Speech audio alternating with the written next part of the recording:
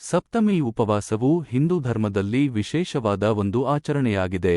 ವಿಶೇಷವಾಗಿ ಸೂರ್ಯನಿಗೆ ಸಮರ್ಪಿತವಾದ ಈ ಉಪವಾಸವು ಅನೇಕ ಧಾರ್ಮಿಕ ಮತ್ತು ಆರೋಗ್ಯಕರ ಪ್ರಯೋಜನಗಳನ್ನು ಹೊಂದಿದೆ. ಸಪ್ತಮಿ ಉಪವಾಸದ ಮಹತ್ವ. ಸೂರ್ಯನ ಆಶೀರ್ವಾದ. ಸೂರ್ಯನು ಜೀವನದ ಆಧಾರಸ್ತಂಭ. ಸಪ್ತಮಿ ಉಪವಾಸ ಮಾಡುವುದರಿಂದ ಸೂರ್ಯನ ಆಶೀರ್ವಾದ ದೊರೆಯುತ್ತದೆ. ಆರೋಗ್ಯ. ಸೂರ್ಯನ ಬೆಳಕಿನಲ್ಲಿ ವಿಟಮಿನ್ ಡಿ ಇರುತ್ತದೆ. ಇದು ಆರೋಗ್ಯಕ್ಕೆ ಅತ್ಯಗತ್ಯ.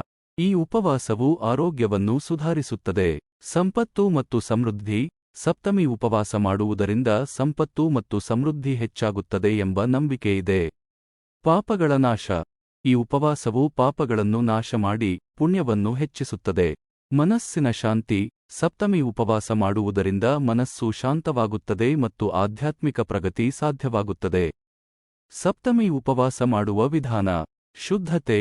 ಉಪವಾಸ ಮಾಡುವ ಮೊದಲು ಸ್ನಾನ ಮಾಡಿ ಶುದ್ಧವಾಗಬೇಕು. ಸೂರ್ಯನ ಪೂಜೆ. ಬೆಳಿಗ್ಗೆ ಎದ್ದು ಸೂರ್ಯನಿಗೆ ನೀರು ಅರ್ಪಿಸಿ ಪೂಜೆ ಮಾಡಬೇಕು. ಉಪವಾಸ. ಇಡೀ ದಿನ ಫಲಾಹಾರ ಅಥವಾ ನಿರ್ಜಲ ಉಪವಾಸ ಮಾಡಬೇಕು. ದಾನ. ಬಡವರಿಗೆ ದಾನ ಮಾಡಬೇಕು. ಮಂತ್ರ ಜಪ. ಸೂರ್ಯ ಮಂತ್ರಗಳನ್ನು ಜಪಿಸಬೇಕು. ವಿವಿಧ ರೀತಿಯ ಸಪ್ತಮಿಗಳು. ರಥ ಸಪ್ತಮಿ. ಇದು ಅತ್ಯಂತ ಪ್ರಸಿದ್ಧವಾದ ಸಪ್ತಮಿ. ಈ ದಿನ ಸೂರ್ಯನ ರಥೋತ್ಸವವನ್ನು ಆಚರಿಸಲಾಗುತ್ತದೆ. ಸಂತಾನ ಸಪ್ತಮಿ.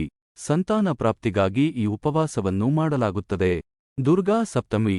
ದುರ್ಗಾ ಮಾತೆಯನ್ನು ಪೂಜಿಸಲು ಈ ಉಪವಾಸವನ್ನು ಮಾಡಲಾಗುತ್ತದೆ. ಸಪ್ತಮಿ ಉಪವಾಸದ ಸಮಯವು ಪ್ರತಿ ವರ್ಷ ಬದಲಾಗುತ್ತದೆ. ಸಪ್ತಮಿ ಉಪವಾಸದಲ್ಲಿ ಏನು ತಿನ್ನಬೇಕು ಮತ್ತು ಏನು ತಿನ್ನಬಾರದು. ಸಪ್ತಮಿ ಉಪವಾಸದಲ್ಲಿ ಶುದ್ಧವಾದ ಆಹಾರವನ್ನು ಸೇವಿಸಬೇಕು. ಹಣ್ಣುಗಳು, ತರಕಾರಿಗಳು, ಮೊಸರು, ಹಾಲು ಇತ್ಯಾದಿಗಳನ್ನು ಸೇವಿಸಬಹುದು. ಮಾಂಸ, ಮೀನು, ಮೊಟ್ಟೆ, ಮದ್ಯ ಇತ್ಯಾದಿಗಳನ್ನು ಸೇವಿಸಬಾರದು. ಇತರ ಪ್ರಮುಖ ಅಂಶಗಳು. ಸಪ್ತಮಿ ಉಪವಾಸವನ್ನು ಶ್ರದ್ಧೆಯಿಂದ ಮತ್ತು ಮನಸ್ಸು ಸಮರ್ಪಿಸಿ ಮಾಡಬೇಕು.